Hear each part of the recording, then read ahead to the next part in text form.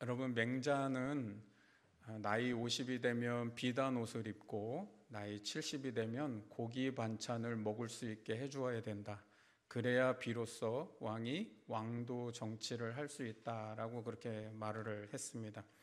반백의 노인이 무거운 짐을 들고 길을 걸어가면 누구라도 나서서 그 짐을 대신 들어줄 수 있는, 어른을 대접하고 공경할 줄 아는 사회가 되어야 된다라고 그렇게 말을 했습니다. 그런데 요즘은 어른을 공경한다는 말이 모두 다 옛말이 된 것 같습니다. 짐을 들어준다든지 또는 지하철이나 버스에서 자리를 양보한다는 것, 참 이게 너무나 이제는 옛날 말이 된 것 같아요. 여러분, 어느 날부턴가 노약자석이 생겼잖아요. 그것도 생긴 지가 한참 됐죠, 벌써. 근데 여러분, 그 한참 전에서부터 노약자석이 왜 생겼습니까? 사실은 누구라도 그냥 어르신이면, 나보다 어른이면, 저분이 60 넘었나 안 넘었나, 저분이 70 넘었나 안 넘었나, 이런 거 아니라 나보다 어른이라고 생각되면 좀 양보할 수 있는 그런 게 돼야 되는데, 그게 하도 안 되고 이제는 어른과 젊은이들이 막 자리 가지고 싸우고 지하철에서 엉덩이 뒤밀고 이러니까 노약자석 만드는 거 아니겠어요? 그런데 여러분, 그 노약자석 만들어 놨더니 이제는 노약자석 외에는 또 비키지도 않아요. 이제는 여긴 내 자리인데. 여러분, 이제 어른도 하도 이런 사회가 되다 보니까 이제 어른도 공경 바라지도 않습니다. 오히려 욕하고 대들고 위협하지 않았으면 그거라도 다행이다라고 생각하는 시대가 돼버리지 않았나 생각이 듭니다. 이거는 비근 가정에서도 부모님들의 바람이 뭘까요? 효도? 아이고야, 바라지도 않는다. 너네나 잘 살아주면 그게 효도다. 그런데 시대가 이제 또 지나고 또 지나다 보니까 이제는요, 공경하지 않는 것만의 문제가 아니라 우리 사회가 어른이 없는 사회가 된다는 것이 문제가 되어가고 있습니다. 요즘 우리 사회에 진정한 어른이 없다라고 하는 말들을 굉장히 많이 하게 됩니다. 여러분, 사전적인 의미에서 어른이란 무엇입니까? 어른의 정의를 이렇게 말합니다. 19세 이상으로 이제 장성해서 자기의 일을 책임질 줄 아는 사람, 이렇게 이제 정의되어 있습니다. 그러니까 어른이라고 하는 정의는 단순히 나이를 먹은 성인의 의미가 아니라는 거죠. 그것을 더 넘어서서 가정에서는 부모가 부모됨을 가지고 있어야 어른이고, 학교에 가면 스승이 스승다워야 그게 어른이고, 사회에서는 선배가 선배다워야 어른이다. 일터에서 자신의 지위와 역할에 맞는 다움을 갖고 됨됨이가 있어야 한다는 말을 하는 것이죠.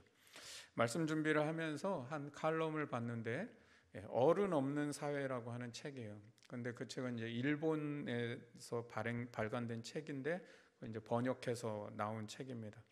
무슨 문제를 얘기하고 있냐면 일본의 이제 초고령 사회의 문제를 얘기하고 있는 겁니다.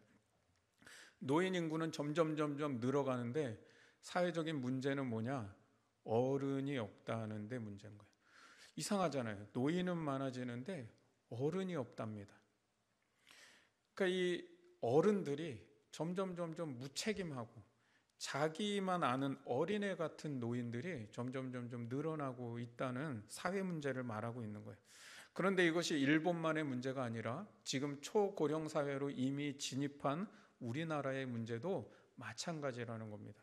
어른을 존경하지 않는다고 혀를 차는 기성세대가 있는 반면에 존경할 어른이 없다고 하는 젊은 세대들의 목소리도 나오고 있습니다. 그러니까 고령화 사회가 되어가면서 점점 짙어지는 문제가 뭐냐면 세대와 세대가 이렇게 갈등하고 대립하는 사회가 됐다는 겁니다. 이게 지금 이제 사회적으로 큰 문제가 되고 있는 거예요. 젊은 세대는 인생의 선배로서 좀 넉넉하게 품어주고 우리를 좀 올바른 길로 인도해 줄 수 있는, 이끌어 줄 수 있는 어른이 없다라는 그 실망감을 꼰대라는 말로 표현을 하는 것이죠. 기성세대는 반대로 저 근본도 모르고 버릇도 없는 애송이라고 또 그걸 맞받아치면서 응수를 하고 있습니다. 그렇다면 왜 이런 세대 갈등과 대립이 일어나는 것일까요? 그리고 이 지금의 기성세대는 젊은 세대들에게 어떤 어른이 되어야 될까요? 지금 우리 시대는 어떤 어른이 필요하고 또 어떤 어른이 되어야 이 젊은 세대로 하여금 존경과 사랑을 받는 사회가 될 수 있을까요? 오늘 이 시편 71편의 말씀은 히브리 성경에는 표제어가 없습니다. 그렇지만 70인역으로 번역된 성경을 보면 다윗에게 속한 요나답의 아들들과 유배간 사람들 가운데 첫째 사람들에 대하여라는 표제를 가지고 있습니다.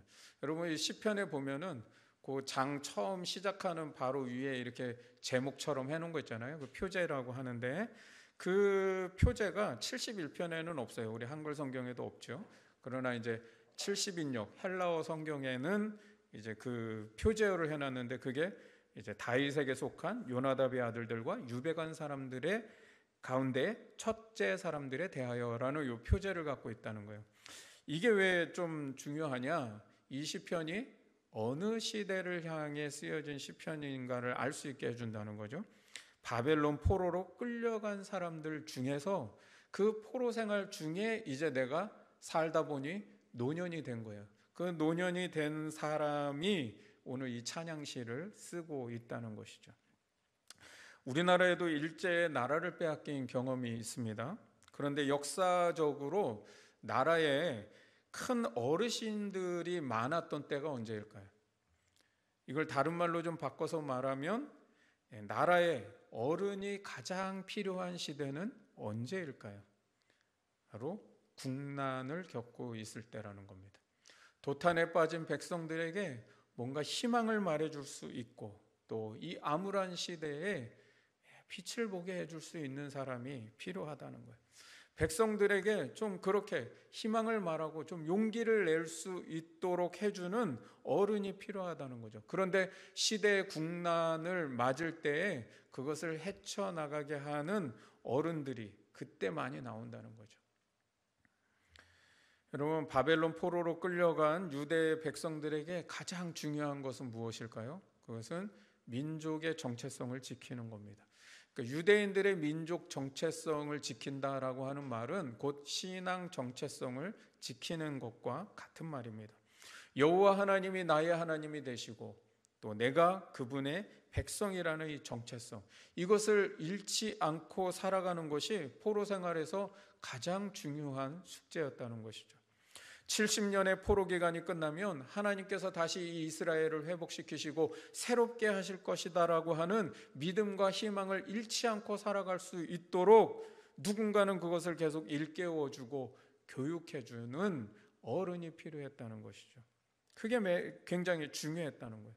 사회의 어른들이 그렇게 다음 세대들에게 계속해서 희망을 말해주고 용기를 심어주고 믿음을 잃지 않게 살아가고 우리들의 민족 정체성이 무엇인지를 계속 깨닫고 전수시키는 일들을 사회의 어른들이 했어야 한다는 거예요. 바벨론 포로 생활이 끝나고 페르시아의 고레스 왕을 통해서 이제 포로 귀환이 이루어질 때 그 민족의 정체성을 잃지 않았고 그 신앙 정체성을 잃지 않았던 사람들, 그것을 지키고 고수하며 살아왔던 사람들이 결국에는 포로 귀환도 하게 되었다는 것이죠.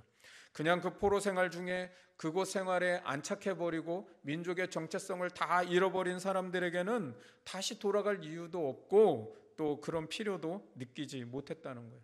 그런데도 우리가 성경을 보면 그 많은 사람들 중에 포로 귀환이 1차와 2차, 3차에 걸쳐서 많은 사람들이 포로 귀환을 그래도 하는 것들을 보게 됩니다. 그것은 그 포로 생활 중에도 어른이 계셨다는 거예요. 그래서 그 누군가는 계속 희망을 말해주고 그 민족의 정체성을 잃지 않도록 그것을 붙들어주는 역할을 하고 있었다는 것이죠. 그런 영적인 정신적 지주가 되는 어른들이 그 사회에 계속 존재하고 있었다는 거예요. 여러분, 그들이 포로로 끌려간 곳은 성전도 없었습니다. 신앙을 지키는 것보다 당장 먹고 살고 포로지에서 안착할 수 있는 것이 그들에게 훨씬 더 시급한 문제였지요. 거기서 태어난 젊은 세대는 어떻겠습니까? 유대의 문화? 별로 관심 없습니다. 그리고 그게 나와 지금 내게 뭐 필요한 것이냐라고 얘기할 수 있겠죠. 오히려 이 바벨론 문화에 더 익숙해서 율법을 왜 지켜야 하는지, 또 유대 문화를 고수하려고 하는 이 어른들이 도무지 이해되지 않는 젊은 세대일 수 있다는 거예요. 바벨론 문화권에 살고 있는데 왜 유대 문화를 가지고 내가 살아야 돼? 라고 불만을 표출할 수 있는 세대입니다. 유대에서의 삶을 경험한 기성세대와 또 그렇지 않은 이 젊은 세대의 갈등과 대립이 있는 시대였다는 것이죠. 그런 속에서 지금 이 시편 기자가 이 기도를 하나님 앞에 드리고 있다는 것이죠. 17절 말씀에 하나님, 저를 모태신앙으로 어려서부터 주님의 교훈을 가르쳐 주셨습니다. 그렇게 그동안 주께서 제게 경험하게 하신 그 놀라운 일들을 저도 가르치며 전하였습니다. 18절에 하나님이여, 그러니 내가 늙어 백발이 될 때에도 나를 버리지 마시며 내가 주님의 펴신 팔로 안으시고 인도하신 그 일들을 후대에 전하고 주님의 능력을 장래의 모든 사람들에게 전하게 하옵소서. 그런 시편 기자가 왜 이런 기도를 드리고 있을까요? 17절에 그는 그동안 자신이 경험해온 하나님에 대한 많은 지식과 경험들을 후대에게 전하며 살아왔다라고 고백합니다. 그런데 18절에는 뭔가 분위기가 전환되고 있어요. 그렇게 살아왔는데 백발이 되어도 나를 버리지 마시고 장래의 모든 사람들에게 전할 수 있게 해달라고 기도하고 있는 이유가 뭐냐는 거예요. 아니, 앞에서 계속 그렇게 해왔다며요. 그런데 18절에는 뭔가 지금 그걸 할 수 없는 상황이 됐다는 느낌을 지금 받고 있잖아요. 그러니까 이전까지는 그런 지식과 경험을 잘 전했지만 이제 노년이 되면서 시대가 바뀐 것을 경험하고 있다는 겁니다. 시대가 바뀌고 나니까 뭐예요? 이제 이 후대에게 그러한 가르침을 전하기에 어려운 상황을 맞고 있다는 것을 이 두 절 사이에서 느낄 수 있다는 것이죠. 이런 시편 기자는 이런 속에서 후대에게 신앙을 전승하고 민족의 회복을 말하며 이 시대의 위기와 고난을 이겨낼 수 있는 지혜를 말할 수 있는 사람이 있어야 합니다라고 하나님께 지금 강구하고 있는 것이죠. 이것이 바로 그 시대의 어른이 해야 될 일이었다는 거예요. 바벨론에서 잘 정착하고 풍요롭게 사는 방법은 기성세대보다 젊은 세대들이 훨씬 더 빠르고 훨씬 더 빨리 습득하고 훨씬 더 잘 적응합니다. 그건 기성세대가 젊은 세대에게 가르치지 않아도 알아서 잘할 수 있는 일들이라는 거예요. 유대에서 어떻게 살았는지 나 때는 이런 거 그래서 하지 말라는 거예요. 그러니까 이 시편 기자가 지금 나 때는 이거 하면 지금 안 되는 상황을 지금 맞은 것 같아요. 네. 젊은이들이 그런 거 별로 달가워하지 않는다는 걸 경험하고 있는 것이죠. 그렇다면 바벨론 포로 생활 중에 있는 이 젊은이들에게 어른들이 무엇을 가르쳐야 했을까요? 우리는 바벨론에서 잘 먹고 잘 사는 것이 목적이 아니다. 우리가 돌아가야 될 본향이 있다는 것을 가르쳐야 한다는 것이죠. 하나님이 어떤 분이시고 그리고 그분이 우리 민족을 다시 회복시킬 거라고 하는 그 회복과 희망의 메시지를 전해주고 무엇을 가르쳐야 되냐? 신앙 정신을 가르쳤어야 한다는 거예요. 어떤 지식과 정보, 경험 이런 게 아니라 정신을 심어줘야 된다는 거예요. 여러분, 그런 어른이 필요한 거예요. 그럼 우리 시대에 그런 정신을 심어주는 어른이 많이 계십니까? 그 역할을 사회적으로는 제사장이 했어야 됐던 것이고 율법을 가르치는 교사들이 했어야 되는 것이고 가정에서는 아버지가 그런 역할을 감당했어야 한다는 거예요. 저는 이 18절의 말씀에 백발이 되어도 나를 버리지 말아달라 이 기도가 저는 묵상할 때 어떻게 들렸냐면 이렇게 들렸어요. 오늘날로 말하면 어른의 건의가 좀 무시당하지 않게 해주시고 그 권위를 좀 다시 회복해서 어른이 어른답게 젊은 세대에게 신앙을 전수하고 바른 세계관과 바른 가치관을 전할 수 있게 해주십시오라고 하는 기도로 저한테는 들렸어요. 어른을 공경하지 않는 사회, 그리고 또 어른이 없는 사회의 문제는 권위의 문제와 직결되어 있습니다. 오늘날 우리의 가정 안에 권위가 바르게 세워져 있습니까? 부모가 부모의 권위를 상실한 가정들이 얼마나 많이 있는지 모릅니다. 여러분, 어릴 때부터 부모의 권위를 바르게 세웠어야 되는데 그렇지 않은 거예요. 여러분, 대부분은요, 만 24개월, 그러니까 거의 한국 나이로는 3살, 4살 정도 되면 이제 교육학에 있는 분들은 그래요. 게임은 끝났다. 그때 바로 잡지 못하면, 그때 부모의 권위를 잘 세우지 못하면 무너지는 거예요. 그러니까 조금만 아이들 벌써 자기 의지가 생기고 머리가 크면요, 부모의 권위를 다 잃어버려갖고 애한테 그냥 부모가 보면 막 애한테 질질질질 끌려다니고 막 절절매고 애가 떼쓰면 뭐 어떻게 하지를 못해요. 기죽이면 안 된다 그러고 뭐 혼내지도 못하고.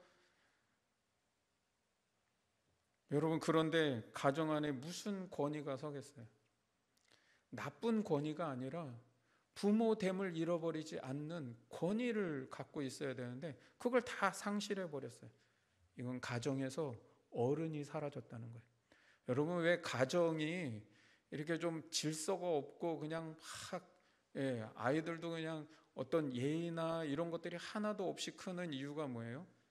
가정의 권위가 무너지고 어른이 없어서 그래요. 성인이 없는 게 아니라 어른이 없는 거예요. 지금 동네 어르신이 거리의 어린 꼬마에게조차 뭐라고 할 수 있습니까? 못해요. 잘못하면 큰일 납니다. 경찰서 갑니다. 조심하셔야 돼요. 청소년들 뭐 조금 뭐 행동 거지가 좀 안 좋을 때 뭐라고 할 수 있어요? 못해요. 우리 이종호 집사님 정도 돼야 뭐 좀 할 수 있을까? 저는 못하겠더라고요. 무서워요. 학교는 어떻습니까? 교사가 학생들에게 인성을 교육하고 학습 외에 뭔가를 가르친다는 것 기대할 수 있습니까? 아니요, 이젠 기대하기 어렵습니다. 여기에는 이 자식이 우상이 돼서 선생님을 고발하고 하는 부모님들도 문제인 거고요.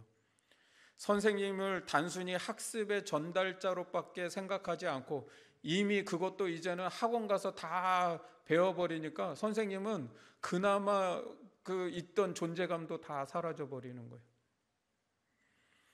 거기에 이제는 교사의 자질 문제까지 뭐 사회적으로 계속 거론되고 있는 시점에 있습니다. 학교에 과연 어른이 존재합니까? 그런데 어느 시대든 어른의 권위를 무시하고 어른이 없는 시대가 되면 그 사회는 반드시 방종하는 사회가 됩니다. 사회가 왜 문란하고 방종합니까? 어른이 없어서 그래요. 어른의 권위가 무너지고 어른이 없는 대표적인 시대의 예가 어디입니까? 성경에서 사사 시대입니다. 사사기의 첫 시작이 어떻게 시작되냐면 여호수아가 죽은 후에라고 이렇게 시작합니다. 여러분, 그 말이 무엇을 의미합니까? 이스라엘의 큰 어른이 사라진 후에라는 말이겠죠. 그 후에 사사시대에 펼쳐지는 모습이 어떤 모습이냐를 기록한 게 사사기인 거예요. 시대에 큰 어른이 사라졌을 때 그 시대가 얼마나 방종하고 자기 옳은 소견대로 마음대로 살아가는 그런 방탕한 시대가 될 수밖에 없다는 것을 사사기가 보여주는 것이죠. 그래서 사사기 2장 7절 말씀에 보면 백성들이 여호수아와 그 생존한 장로들이 살아있을 때에는, 근데 그 장로들이 어떤 장로들이냐면 이스라엘을 위해 행하신 모든 일들, 그 하나님의 역사를 본 사람들이 살아가는 동안에는 사람들이 여호와를 잘 섬겼다는 거예요. 이 말은 뭐예요? 어른이 계실 때에는 그 사회가 방종하지 않았다는 거예요. 여호와를 그래도 잘 섬겼다는 거예요. 그런데 어른들이 죽고 나자 어떻게 돼요? 그 사회에 어른이 사라지자 다른 세대가 일어났다라고 말씀합니다. 그 다른 세대는 어떤 세대예요? 여호와를 알지 못하는 세대였고, 그들이 얼마나 방종한 사회를 만들었는지를 기록하는 게 사사기의 기록입니다. 사사시대에 대표적으로 유명한 그 마지막 두 사사, 두 인물이 있습니다. 바로 엘리와 사무엘입니다. 여러분, 사사시대의 마지막 사사 엘리도 두 아들이 있었고 사무엘도 두 아들이 있었는데, 참 희한하게도 그 마지막 사사들의 아들들의 모습이 다 방종하고 악행을 저질렀다는 거예요. 사무엘상 2장 22절 이하에 쭉 기록되는 말씀을 보면 엘리의 두 아들이 성막에서 수종드는 여자들과 늘 막 동침하고 문란하게 생활을 하는 거예요. 아버지가 부릅니다. 얘들아, 너희들이 악행을 저지르고 있다는 것, 이 소문이 자자하게 지금 들고 있다. 제발 부탁이다. 그러지 말아라. 그러지 말아라. 이 아들들이요, 듣지 않습니다. 이미 어른의 권위가 다 사라져버렸기 때문이죠. 엘리가 결국은 그 가정과 사회에 어른이 되지 못했다라는 증거이지요. 사무엘도 우리가 굉장히 신앙의 위인이라고 그렇게 말은 하지만 그 사무엘 당대는 위인이었는지 모르겠습니다. 그러나 그의 두 아들들은 그렇지 않았습니다. 사무엘상 8장 2절 이하의 말씀을 보면 사무엘도 두 아들 요엘과 아비야라고 하는 아들이 있었는데, 이 두 아들도 사사였다라고 성경은 기록합니다. 그런데 그 사사들의 모습이 자기 아버지의 행위를 따르지 않고 이익을 따라 뇌물을 받고 판결을 굽게 하였다라고 그렇게 성경은 말씀합니다. 이것 때문에 백성들이 뭘 원하기 시작했냐면 왕을 달라는 거예요. 좀 이런 사사들 말고, 이 사무엘의 아들과 같은 이런 사사들 말고 우리에게도 좀 왕을 주십시오라고 요구했던 것이죠. 그 말은 뭐예요? 좀 세상을 공정하고, 그리고 백성들을 좀 이해해주며 이 백성들을 바르게 이끌어줄 어른이 필요합니다 라고 하는 말이 왕을 주십시오 라고 하는 말과 같은 말이죠.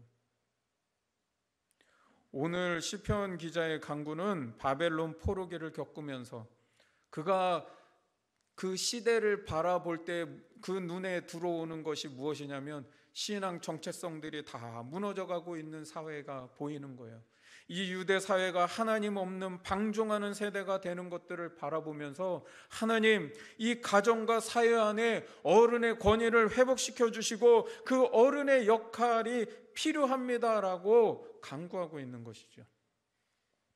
오늘날 우리 시대도 가정이든 사회든 국가이든 어른의 부재로 인해서 세상이 방종하고 있는 것을 바라봅니다. 질서도 없고 예의도 없고 시대를 통찰하는 해안도 없고 깊이도 없고 시대가 얼마나 가볍게 흘러가고 있는지 몰라요. 이 기도가 오늘날 이 기성세대, 부모 세대들의 간절한 기도가 되어야 되지 않을까요? 그렇다면 먼저 왜 이런 세대 간 갈등이 일어나고 어떻게 이 갈등과 대립을 해소할 수 있을까요? 예전에는요, 가정에서도 식구들이 다 한 상에 둘러앉아서 같이 식사를 하고 그 밥상머리에서 사실 세대와 세대가 서로 소통하고 있었고, 또 윗세대가 아랫세대를 교훈하고 또 훈계하며 가르쳤습니다. 함께 살아가고 함께 밥을 먹으면서 그 공동체 안에 자연스럽게 세대와 세대가 문제가 일어나더라도 그 갈등을 자연스럽게 대화로 풀어나가고 해소해 나갔다는 것이죠. 그런데 이제는 어떤 시대가 됐습니까? 밥 한 번 먹기 힘들어요. 집에 서로 잠은 같이 자는지 모르겠어요. 그렇지만 이제 모든 생활이 다 독립됐고 밥 한 번 같이 먹기, 이거는 무슨 그냥 이벤트 잡아가지고 한번 밥 같이 먹자 하지 않으면 식구가 전체 밥 먹기 참 힘든 시대가 됐죠. 사회에서도 어떻습니까? 세대와 세대가 어우러져서 그 세대와 세대가 함께 모이는 만남들, 그런 모임들이 있습니까? 별로 없어요. 일 때문에 만나는 건 있을지 모르겠습니다. 그러나 개인적으로, 사적으로 그 자연스러운 그런 세대와 세대의 만남을 갖는 거 거의 없습니다. 세대와 소통하고 서로의 문화와 생각을 공유할 수 있는 그런 시간과 공간이 하나도 없다는 거예요. 그런데 어떻게 그런 갈등과 대립이 없을 수 있겠습니까? 그나마 교회에서요, 여러 세대가 이렇게 함께 모여서 시간과 공간을 공유하는 것들이 있습니다. 그렇잖아요. 지금도 이제 우리 여기에 조금 더 젊은 세대가 있고 더 윗세대들이 계시잖아요. 그나마 이렇게 시간과 공간을 함께하는 여러 세대들이 좀 모여서 함께하는 게 교회가 있었지만, 어느 날부터 교회도요, 뭐 남성교회, 여전도회 만들어 가지고 세대별로 다 쪼개는 거예요. 그래서 이제 또 세대끼리 만나지 세대와 세대가 안 만나요. 1여전도회가 5여전도회랑 뭐 같이 어울려요? 만나요? 잘 안 돼요. 그냥 그 여전도회끼리 하는 거죠. 원래는 자녀 세대가 전 세대가 같이 어우러져서 예배를 드렸었는데 이제 어떻게 돼요? 다 이것도 쪼개가지고 학년별로 쪼개고 다 쪼개가지고 세대와 세대가 단절이 될 수밖에 없어요. 예배도 공유하는 게 없고 대화하는 것도 없고 같이 노는 것도 없는데 뭘 공유할 수 있겠습니까? 그런데 사실은 그런 예배를 공유하고 모임을 같이 하고 프로그램을 같이 하고 같이 뒤엉켜서 놀면서 뭘 배우는 거예요? 형님들이 동생을 챙기고 돌봐줄 수 있고, 그게 사회적으로 자연스럽게 교육되고 있는 것이죠. 동생들은 그 속에서 자연스럽게 신앙을 배워가고 삶의 예의를 배워갈 줄 아는 거고, 또 윗세대와 아랫세대가 어떻게 소통할 줄 아는지를 배워갔어야 되는 거예요. 그런데 유치부, 유년부, 초등부, 중등부, 고등부 다 쪼개놓으니까 이 윗세대들과 어떻게 어울리는지를 배우질 못하는 거예요. 그러니까 사회를 나가도 어색합니다. 아이들이 이런 세대 차이를 느낀다고 같이 예배하는 것을 꺼려서 더 나눠놓고, 이제는 아이들이 힘들어한다고 부모 세대와 같이 예배하는 것조차도 사라져가고 있다는 것이죠. 그러니까 우리만 봐도요, 어른들이 애들 찬양 압니까? 아는 게 하나도 없어요. 아이들이 어른들 부르는 찬양? 내 부모님이 뭔 찬양을 부르는지 아무것도 공유되는 게 없어요. 그 속에서 우리 자녀에게 막 신앙이 전수되고 믿음이 흘러가고, 여러분 백날 기도해 보세요. 뭘 하면서 그 기도도 드려야 그 기도가 그 아이에게 진짜 축복이 되고 은혜가 되는 것이지. 여러분, 이러한 소통에 대한 노력이 하나도 없다는 것이죠. 젊은 세대에게 어른이 된다는 것은 내가 너보다 나이가 많기 때문에 어른이 아니라는 겁니다. 어른으로서 젊은 세대에게 좋은 영향력이 될 수 있고, 또 존경과 사랑을 받는 것은 물질적으로 잘해준다고, 내가 어떤 대단한 능력을 가지고 있기 때문에 그런 것이 아니라는 겁니다. 서로 소통하는 관계가 되고 삶의 문화와 생각들이 공유될 수 있는 것이 있어야 된다는 거예요. 그 관계의 통로를 통해서 신앙도 흘러가고 교육도 될 수 있는 것이고 영향력도 흘러가는 거죠. 아무것도 소통되고 교육되는, 공유되는 게 없는데 나로부터 무엇이 흘러갈 수 있겠습니까? 그래서 시간이 지나고 나면 어른에게 배운 게 없는 거예요. 그래서 가정이든 일터든 교회든 세대와 세대가 소통할 수 있는 시간과 공간을 만드는 것, 그래서 서로의 문화와 삶과 생각이 공유될 수 있는 그런 만남을 만드는 것이 굉장히 중요하다는 겁니다. 가정에서는 여러분, 그래서 이제 온 가족이 좀 함께 모이는 시간을 정하십시오. 이거를 그냥 이렇게 밥 한번 같이 먹자 뭐 그 정도 차원이 아니라, 밥을 같이 이렇게 먹으면서 서로의 좀 삶을 나눌 수 있고 또 신앙 정신을 흘러보낼 수 있는 시간과 공간을 좀 마련하시라는 겁니다. 여러분, 이거 부모가 하셔야 되는 거예요. 어른이 해주셔야 되는 거예요. 정 안 되면 가족의 생일날, 가족 수만큼 그래도 모일 수는 있잖아요. 그러면 가족의 생일날이라도 좀 어떤 특별한 우리 가족의 의미 있는 날들을 좀 그런 날들을 정해서 무슨 일이 있어도 그날에는 우리 온 가족이 좀 한번 모이자라고 가족이 좀 정하시고 약속이라도 하십시오. 그렇게 해서 세대와 세대가 삶과 문화를 소통하고 공유할 수 있는 만남을 가져야 되는 거예요. 일터에서도 어떻습니까? 세대와 세대가 서로 소통하고 공유하며 자유롭게 말할 수 있는 시간과 공간을 열어놔줘야 합니다. 일방적으로 가르치고 전달하는 것 이제 통하지 않습니다. 젊은 사람들의 말을 들어줄 수 있는 시간들을 가지셔야 합니다. 윗사람들이 말하고 아랫사람은 따라야 된다라는 분위기, 여러분 이런 게 아니라 아랫사람이 말을 하고 윗사람이 경청해 줄 수 있는, 공감해 줄 수 있는 분위기를 만들어야 한다는 거예요. 이거는요, 만들어야 되는 것이지 그냥 가만히 있는다고 되는 거 아닙니다. 그걸 누가 해야 됩니까? 어른이 하셔야 합니다. 교회에서도 세대와 세대가 함께 모이고 함께 일하는 일들이 좀 있어야 합니다. 맨날 같은 세대가 아니라 좀 세대 차이 나서 안 맞아요, 불편해요. 여러분 이런 목소리 내기 시작하면 교회는 백날 하나 되게 해주시옵소서 이거 하나도 안 통합니다. 같이 함께 하면서 하나 되게 해달라고, 그게 맞는 것이지. 세대 갈등을 어디서부터 해결해 갑니까? 교회부터 해결해 가셔야 돼요.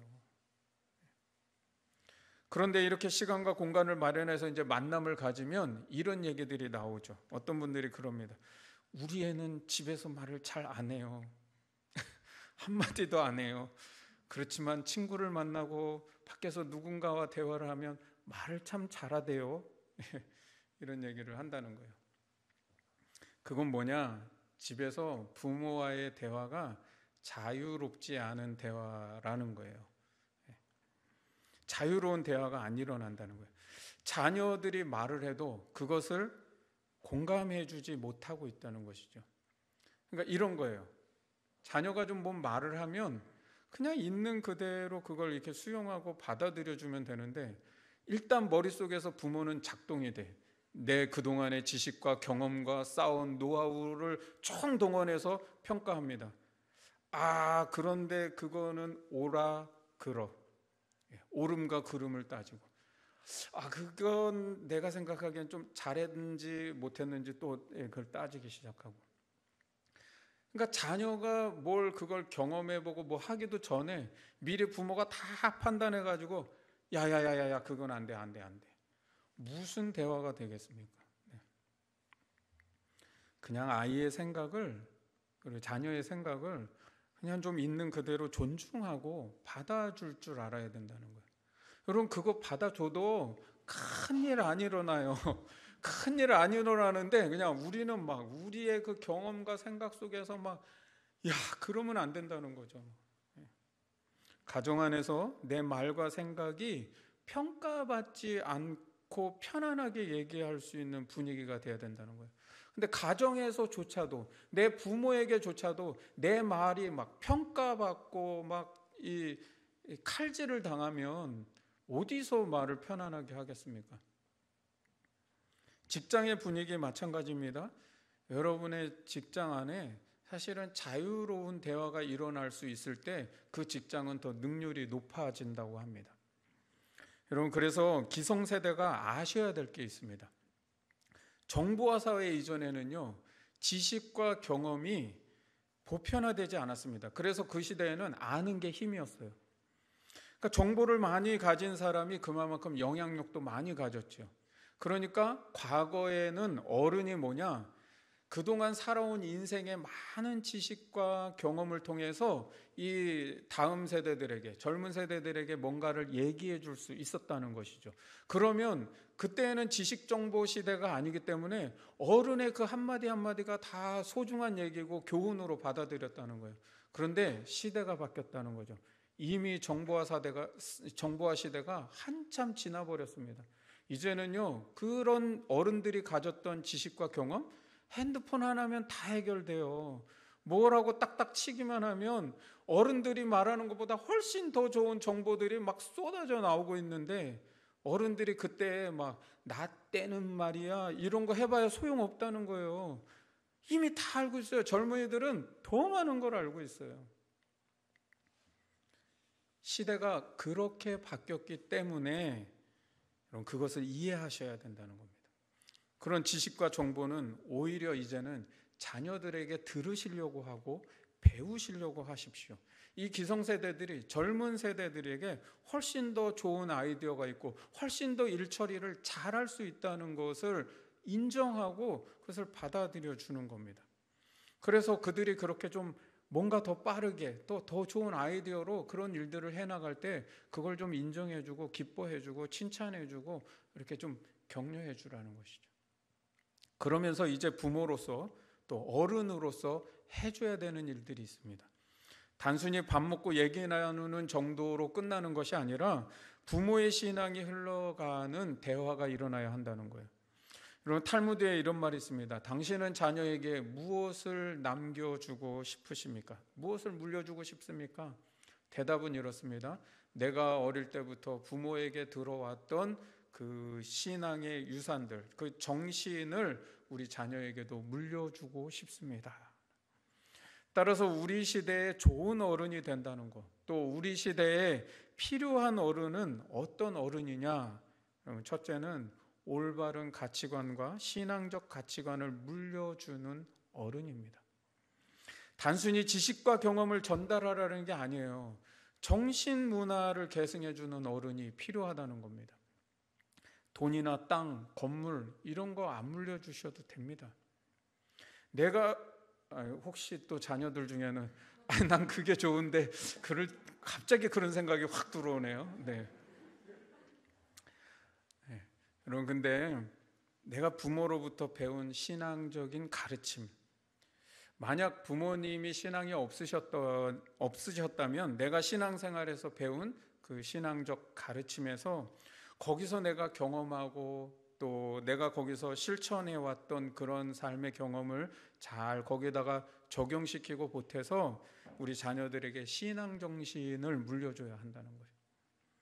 부모님이 어떻게 살아왔는지, 내가 어떻게 이런 역경들을 헤쳐왔는지, 나는 하나님을 어떻게 만났고 또 어떻게 경험하며 살아왔는지를 가르치는 겁니다. 부모 세대가 정말 삶의 시행착오를 많이 겪으면서 얼마나 많은 대가를 치렀어요. 그 대가를 치르면서 나에게 배워온 그 삶의 경험들, 그 정신들, 그 가치들 이런 것을 우리 자녀들에게 전해주고 가르쳐야 한다는 거예요. 단순히 부모의 지식과 경험을 가르치는 것이 아닙니다. 세상을 어떻게 성공적으로 살아날까, 어떤 노하우를 전수할까 이게 아니라는 거예요. 세계관과 가치관과 신앙 정신을 가르치라는 거예요. 부모가 자녀에게 물질적으로 잘해주는 거, 최고의 뒷바라지를 해주는 거, 그것은요 오히려 자녀들에게 뭔가를 이렇게 막 잘 이렇게 뭐 부족함 없이 채워주고 모든 걸 다 이렇게 알아서 챙겨주는 그런 게 아니라 진정한 부모됨을 가져주는 거예요. 하나님의 말씀 앞에 신실하게 반응하며 살아가고 그 삶 속에서 내 몸에 밴 신앙 정신, 그 가치들을 자녀에게 물려주는 것, 이게 최고의 유산이라는 거예요. 성경 잠언은 그래서 내 아비의 훈계를 멸시하지 말아라. 아버지가 내게 가르쳐준 그 가르침을 내 마음에 두고 지키며 살아라 라고 명령하는 이유가 무엇입니까? 부모의 삶의 경험, 그 속에서 쌓여진 그 정신을 무시하지 말고 자녀가 그걸 잘 받아들이라는 거예요. 그러면 너는 너의 인생에서 시행착오를 덜 겪을 수 있는 지혜를 얻게 될 것이라는 거예요. 그런데 이제 안타까움이 뭐예요? 항상 내 자녀를 보면 내가 밟았던 전철을 그대로 밟고 있어요. 그걸 보면 가슴이 이제 미어지고 속이 터지는 것이죠. 여러분 그래서 가정에서부터 그리고 더 어리면 더 어릴 때부터 이러한 신앙의 정신을 잘 계승해 주고 있었어야 된다는 거예요. 커서는 이제 머리가 다 크면 이게 잘 안 됩니다. 그래서 어른은 완벽하다고 어른이 아닙니다. 완벽하지 않아도 돼요, 어른은. 신앙 정신을 가르치는 데는 다 잘해서 가르치는 게 아닙니다. 책 제목에 이런 게 있더라고요. 1000번이 흔들려야 어른이 된다. 내용은 저도 보지는 못했는데 잠깐 리뷰를 좀 읽어보니까 제목 그대로예요. 한 인간이 어른이 되기까지 얼마나 많은 실패와 실수 속에서 어른이 되어가느냐라고 하는 걸 얘기하려는 거예요. 여러분, 개구리 올챙이적 생각하지 못한다라는 말처럼 늘 나는 다 잘했던 것처럼 애한테 막 잔소리하는 게 아니라 그냥 부모가 좀 자신의 아픔과 상처를 진솔하게 얘기할 수 있고, 내가 그 아픔과 상처, 그 많은 대가를, 실패를 통해서 그 많은 대가를 치렀기 때문에 정말 너가 그런 것들을 하지 않기를 바라는 마음으로 자신의 그 실패와 실수를 솔직하게 잘 말해줄 수 있는 것, 그게 어른이라는 겁니다. 두 번째는 세대 간 갈등과 대립을 해소하고 또 좋은 어른이 되는 것은 통제하려는 것이 아니라 조율해 주는 사람이라는 거예요. 나이가 들면 자꾸 자기 중심적으로 모든 게 다 통제되기를 바라는 욕망이 생깁니다. 그래서 그렇게 되지 않으면 내가 뭔가 젊은 사람들에게 무시당하는 듯한 느낌을 갖게 되기도 합니다. 과거에는 통제를 잘하는 게 어른의 역할이었습니다. 그래서 어른들이 딱 나서가지고 착착착착착 하고 이렇게 일을 다 이렇게 통제해 주는, 그게 이제 어른의 역할이었는데 지금은 그렇게 하면 꼰대가 됩니다. 네. 왜 그러냐면 요즘 이제 MZ 세대라는 말이 많이 이제 나오고 있죠. 이 MZ 세대는 81년에서 2010년생까지를 포함하는 굉장히 이제 넓은 범위의 세대들인데, 이게 굉장히 폭넓어서 이들을 좀 좁혀가지고 얘기하는 게 에코 세대라는 말이 있습니다. 이 에코 세대가 누구냐? 1955년에서 63년생들, 이분들이 누구냐면 베이비 부모들입니다. 이 베이비 부모들이 자식을 낳은 그 자녀들이 지금 이제 30, 40대로 성장했잖아요. 그래서 79년에서 92년생까지의 요 사람들이 에코 세대라는 거예요. 이 베이비 부모의 자녀 세대들. 그런데 이 에코 세대의 특징이 뭐냐면, 첫째는 합리성을 중시하는 세대라는 거예요.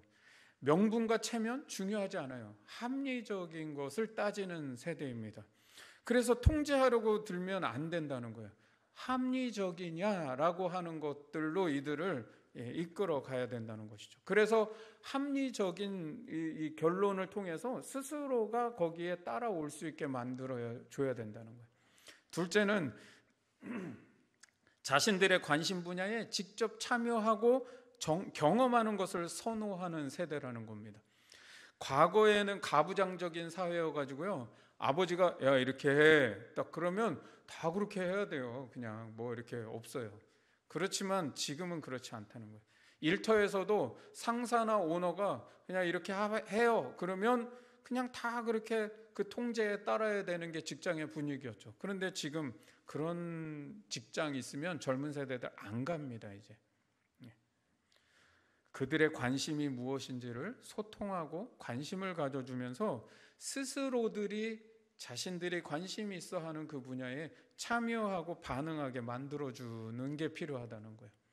셋째는 이 수직적 위계나 일방적 소통이 아니라 수평적 교감과 쌍방적 소통을 좋아하는 세대라는 거예요. 뭐 이건 더 설명하지 않아도 당연한 얘기고, 넷째는 상대성과 다양성을 중시하고 절대성과 획일성을 거부한다는 겁니다. 이거는요, 여러분이 젊은 세대분하고 음식 한번 시켜 먹어보면 아주 바로 이해가 됩니다. 옛날에는 다 짜장 하는데 난 짬뽕 이러면 그 사람 탁 죽었는데, 요즘은 아니에요. 뭐 짜장, 짬뽕, 볶음밥, 뭐 나는 뭐 거기에 뭐 칠리 소스를 더해 주시고, 뭐 간장 소스는 빼시고, 뭐 마늘은 넣어 주시고, 얼마나 막 다양하게 주문하는지 아세요? 정신이 없어요.